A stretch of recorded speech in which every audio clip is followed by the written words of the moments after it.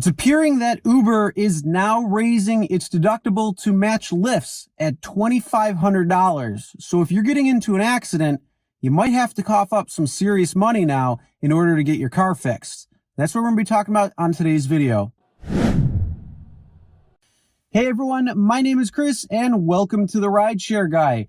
Today we're going to be talking about insurance when it comes to Uber and Lyft.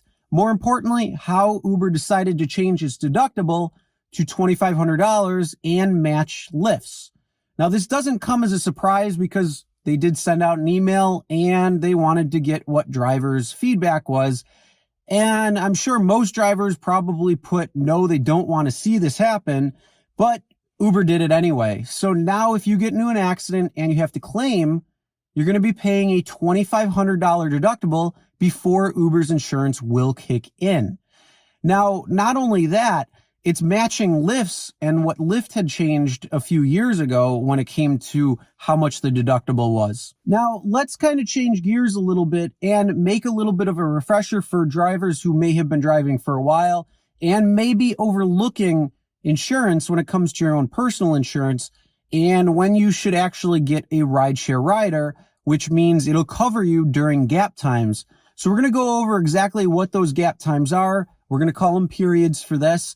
And also, just for reference, if you'd like to see any of this information that I'm going to share with you, and if you have any questions when it comes to your state's insurance policies, when it comes to different rideshare riders, then make sure to check out the link in the description below, and it'll take you to an article that is always updated with the most relevant information when it comes to rideshare insurance, because unfortunately, sometimes it always changes.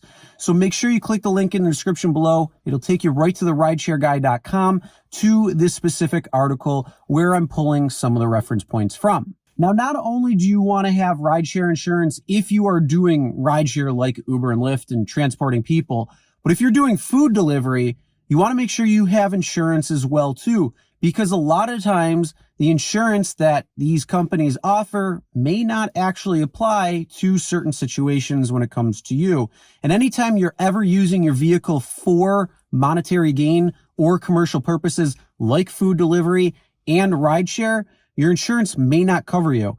So you need to make sure you have that rideshare rider or even a food delivery rider. And you definitely want to make sure you have that in case you ever do get into an accident. All right, so now let's talk about the three different time frames for Uber and Lyft when it comes to insurance purposes, because each of these times it's different on how insurance is going to act and some of the liabilities that you could assume when you aren't driving with a rideshare rider. So as you see on the screen, period 1 is when you go online. It's before you accept a trip. So this is the time frame that you go online and you're waiting for that trip to come in. So it's going to begin right then and there, and it's going to offer contingent liability, which means $50,000 in bodily injury, $100,000 total, and $25,000 of property. But the key word being here, contingent. So contingent coverage only kicks in once your primary insurance denies a claim.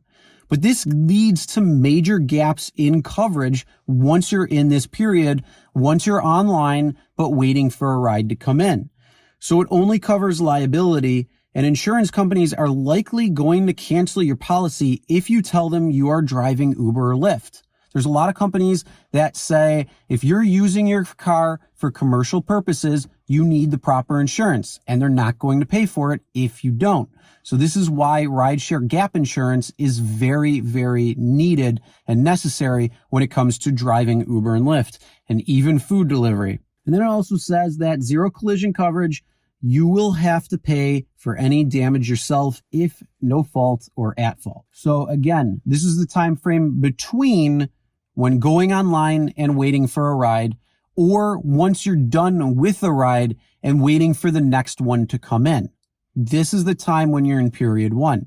Now let's go into period 2, and this is right after you accept the trip. So the moment you hit accept trip, things change just a little bit. So it begins once you accept a request, and Uber and Lyft are going to provide liability up to $1 million in liability and $1 million in uninsured, underinsured motorist injury. And it's contingent with collision and comprehensive. So the deductible is $2,500 for both companies, both Uber and Lyft. It's now $2,500. And remember, special note, contingent coverage only kicks in once your primary insurance denies a claim and you already had collision comprehensive as part of your personal policy. So again, that's period 2. And this is from the moment that you accept the trip until you pick them up. Now, period 3 is the on-trip portion. So this is when you hit start trip and it immediately changes again. So now your insurance is going to be once the passenger really comes in, and Uber and Lyft are going to provide liability, again, of $1 million in liability and $1 million underinsured motorist injury. And it's contingent on collision comprehensive again. So again, the deductible is $2,500 for both companies, and the coverage provided in period 2 and 3 is largely the same. But once the passenger exits the vehicle and you hit end trip, that's when you go back to period 1, where there's major gaps in your insurance again. Now here you can see it kind of gives you just a little bit different of what it's going to look like when things are available. So if your app is off, you're offline, and that's when your insurance is going to cover you. Once you go online and it's available for accepting trips, that's what, again, when you're in period 1. And so that's what's going to be provided to you through Uber. Then once you hit accept trip, that's when you're en route, and that's when period 2 begins. And then once you begin it, that's when you're on trip, period 3. And you can see again, right there is how much you're going to have. And that is going to show you there the gaps that are going to be in between when you are waiting for a ride and even when you're on a ride. Now, unfortunately, it still can be very difficult to find rideshare gap insurance coverage in certain states. So you want to make sure you click the link in the description below. It's going to take you to the article that I was talking about at the beginning of the video, and you can select your state and it'll show you the most up-to-date and relevant information. Now, when it comes to food delivery insurance, unfortunately, it might be even harder to find insurance during this time because, again, when you're doing food delivery, it's going to cause gaps in your insurance, not just doing rideshare, but anytime you're online and trying to make money with your vehicle, that's considered commercial purposes, and you want to make sure that you have the proper insurance coverage. All right, what are your thoughts on this? What's your thoughts on Uber changing its deductible from $1,000 to $2,500?